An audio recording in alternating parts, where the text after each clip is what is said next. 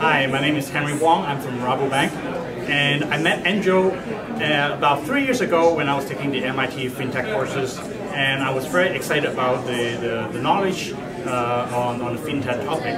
And one day, Angel just started organizing social gathering at a bar.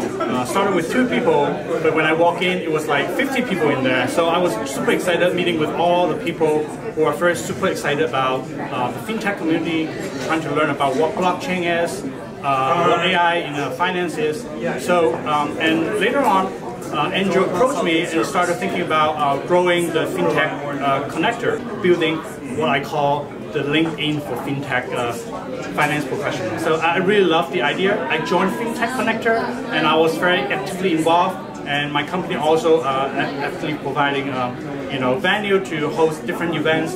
And I think Angel is on a great path to be very successful in connecting people around the globe to help each other, to learn from each other, to be successful in the FinTech community space. So join me to become part of the community and join FinTech Connector today.